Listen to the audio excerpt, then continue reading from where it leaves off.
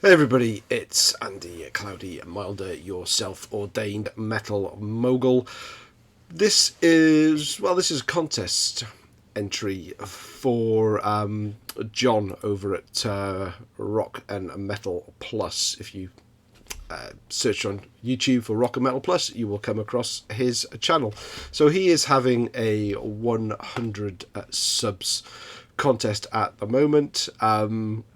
And look at that, 120 subs so far. So it's working for you, John. Got a great channel, obviously just starting out, but ticking along pretty nicely. And as you can tell from the title of his channel, he shows rock and metal plus lots of other things. Similar taste. He's a little bit more into the extreme side than I am, but if you're not familiar with his channel, do go along and check it out. John's contest. So John runs this series, and I've always liked this series, and it's one of those ones where I kind of wish I'd thought of it myself. So he calls it first, last, always, and I think he shows the picks one band, shows the first album from that band, last album from that band, and his favourite from it. Now with this contest, he was kind of asking you to do that, but he gave different variations if you weren't collecting music, or you could use albums or live shows or what have you. But I'm going to put my own twist on it, so I hope you don't mind that, John. I've called this, as you can tell from the title, First, Last, Best and Detest.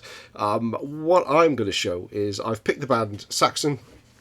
I'm going to show the first album I ever picked up from Saxon, the last album I've picked up from them, my favourite album from Saxon, and detest is a strong word, but it rhymed with best, so I had to go with it. But my least favourite, should we say, Saxon album. So let's jump into it. So first, Wheels of Steel. This was the first Saxon album I bought and my first taste of Saxon. Now, this originally came out in around 1980, but this is a Fame reissue, and I think this probably came out in around 1985, and I would have picked it up in probably around 86 myself, and this is my original copy. And it wasn't a light bulb moment. I didn't click with Saxon straight away, and in fact I never bought any other Saxon albums after this in the 80s. They were a band I had a few things on dub tape, but for me it was always Iron Maiden. But since then, Saxon is now one of my favourite bands, and I have just about everything from them, and I pick up everything that I can find from them, whether it be studio albums or live albums or bootlegs or reissues, whatever I can get my hands on. So, Wheels of Steel, and it's got some classic tracks on here. Motorcycle Man, 747, Wheels of Steel, of course, Susie Hold On, Street Fighting Gang. So it is actually a really good album now, but I didn't fully appreciate Saxon or Wheels of Steel back in the 80s. Now, the last album I've picked up, and this isn't the last album they've released, but the last Saxon album I picked up is Sacrifice, and you would have seen this in my last update. It's the most recent album by Saxon that I've picked up, and it is one of their heaviest to date, certainly of the modern era. Again, some great songs. The title track, Sacrifice, Warriors of the Road, Stand Up and Fight, Wheels of Terror. A great Saxon album. Now, as I say, I've picked up everything from the 80s very early on when I started collecting again. I've picked up all the modern albums, and this was the last piece of the puzzle to pick up the ones in the middle. So I now have all the studio albums. So the last Saxon album I picked up was Sacrifice.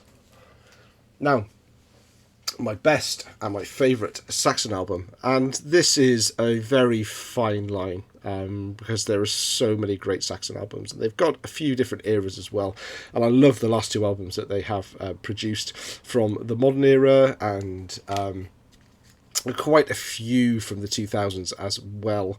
But if I kind of had to pull one Saxon out of a burning house, I would probably choose Strong Arm of the Law. Now, this is the UK pressing. The US one was a black single sleeve album, I believe. This is obviously a white cover gatefold.